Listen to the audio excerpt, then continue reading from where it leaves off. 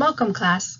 My name is Catherine Bushnell, and today I'm going to discuss a bioethical case analysis entitled Preserving the Right to Future Children, which concerns ovarian tissue cryopreservation for female pediatric cancer patients.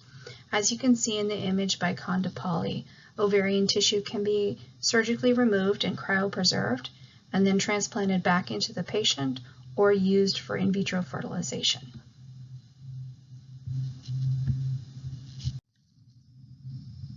This is the title page for the case study, which was published in 2012 in the Journal of Bioethics.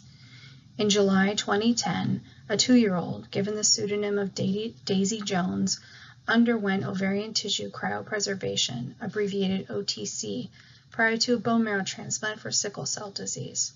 This case seeks to answer the question, was Daisy's mother ethically justified in freezing her daughter's ovarian tissue? First, why does Daisy need ovarian tissue cryopreservation? A paper by Dinikina notes that one of the specific side effects of the anti-tumor therapy is gonadotoxicity, which negatively affects both the somatic and mental state of the survivors. Since ovarian stimulation is ineffective in prepubertal or non-menstruating patients, ovarian tissue cryopreservation remains the most promising option to preserve fertility. Table 2 in the paper shows that the hematopoietic stem cell transplantation that Daisy's undergoing has a greater than 80% chance risk of damaging her ovaries. What is ovarian tissue cryopreservation? The entire ovary or part of the ovarian cortex is harvested from the patient, dissected into small strips, which are then flash frozen. When needed, the strips are thawed and transplanted into the remaining ovary with the hope that ovulation will resume and patient can conceive a child naturally or with in vitro fertilization.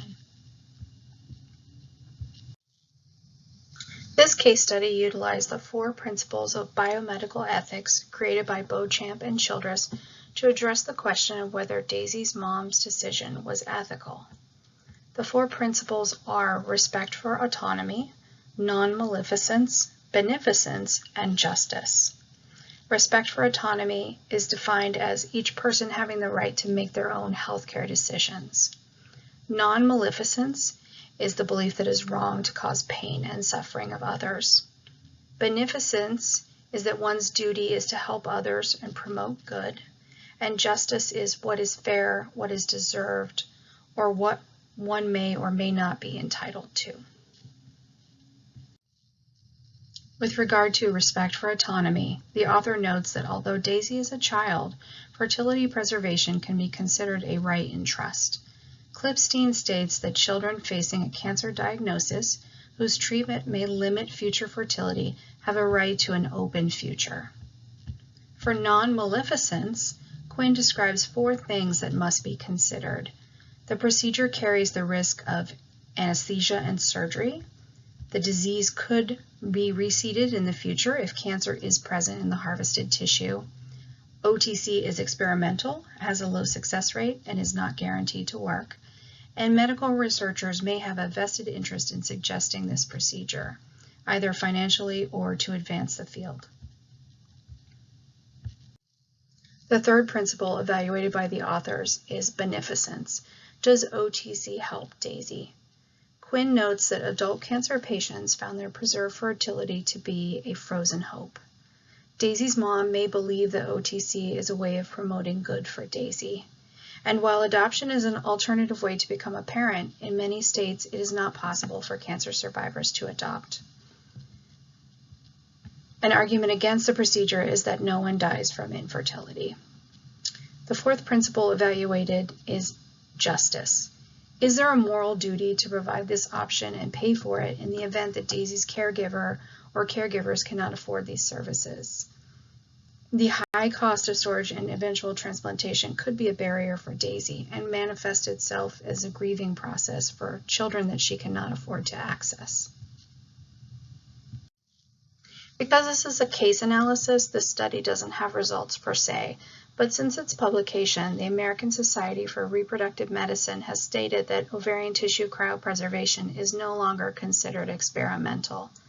Mahata notes that OTC is currently the only pre-treatment fertility preservation option for prepubertal children and patients who cannot delay life-saving therapy.